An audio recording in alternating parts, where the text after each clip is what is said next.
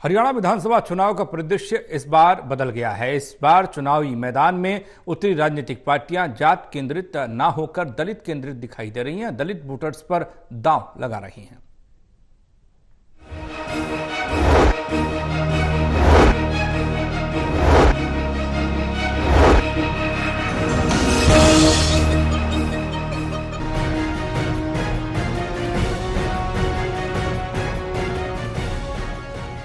हरियाणा विधानसभा चुनाव का परिदृश्य इस बार बदल गया है। इस बार चुनाव मैदान में उतरी राजनीतिक पार्टियां जाट केंद्रित न होकर दलित केंद्रित हो गई हैं और दलित वोटर्स पर दांव लगा रही हैं। लोकसभा चुनाव में 10 सीटों में से 5 पर सिमट जाने वाली बीजेपी भी अपनी अलग अलग विकास योजनाओं से दलितों को रिझाने की भरपूर कोशिश कर रही है।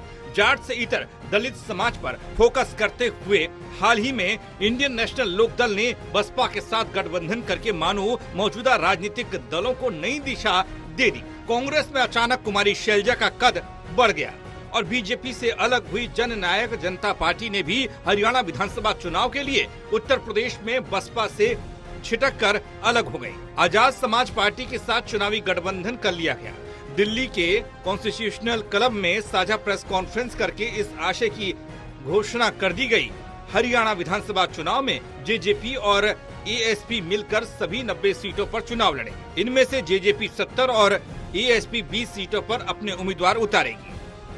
हरियाणा प्रदेश के अंदर जो ये कदम आज हम मिलकर उठा रहे हैं, ये कदम आने वाले हरियाणा के भविष्य की एक मजबूत नींव मिलकर लिखने का काम करेगा और मजबूती के साथ दोनों संगठन प्रदेश के 90 के 90 विधानसभा सीटों को लड़ेंगे भी, जीतेंगे भी और हरियाणा प्रदेश में मैं कह सकता हूं कि युवा सरकार बनाने का काम करेंगे।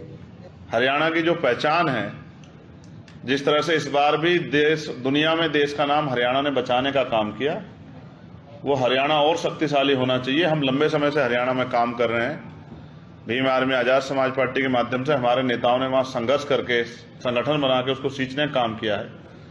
अब 1 और 1 11 हो गए हैं। शक्ति मिलके जो है एक नया निर्माण करेगी। मैंने इनसे ये भी अपील की थी कि जो भी हमारे जैसे साथी हों, जो चाहते हों कि किसान, कमेरे, नौजवान, महिलाओं के सशक्तिकरण की आवाज आगे करता हूं और मेरा विश्वास है कि अब हम इस लड़ाई को तेजी से आगे बढ़ाएंगे और इस ताकत को बनाने में कामयाब होंगे। बीजेपी दलित वोटर्स को साधने के लिए रणनीति के तहत उनके बीच में काम कर रही है। उनके दलित वर्ग के केंद्रीय मंत्री, सांसद, विधायक और पार्टी पदाधिकारी हर विधानसभा में दलितों के बीच जाकर उनको अपने पक्ष में करने की कोशिश कर रहे हैं। बाबा साहब को अगर हम याद करते हैं तो एक कुशल राजनीतिज्ञ भी थे, समाज सुधारक थे, चिंतक थे, संविधान लेखक। उन्होंने संविधान की मूल रचना उन्होंने की और राष्ट्र निर्माता और फिर वर्तमान सरकार के समय में भारत रत्न की उपाधि प्राप्त करने वाले। हम भले ही कितनी उपाधियां दे दें, लेकिन अगर बाबा साहब से अगर उस समय पूछ लिया जाता कि आपको कौन सी उपाधि पसंद आएगी, तो मैं आज एक निश्चित मत बनाकर कह रहा हूं कि वो ये कहते कि मुझे वंचितों का, गरीबों का, दलितों का, उनकी पीड़ा दूर करने वाला एक व्यक्ति, यही मुझे उपाधि चाहिए और मुझे कोई उपाधि नहीं चाहिए।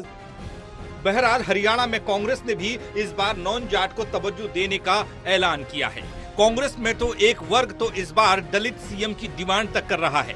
कांग्रेस के प्रदेश अध्यक्ष उदय महान और पार्टी महासचिव कुमारी शैलजा बड़े दलित चेहरे के तौर पर लोगों को अपने साथ जोड़ने की कोशिश कर रहे हैं। अब देखना ये होगा कि इस चुनाव में नॉन जाट का दांव किसके लिए कितना कारगर साबित होता है। Bureau report, total news.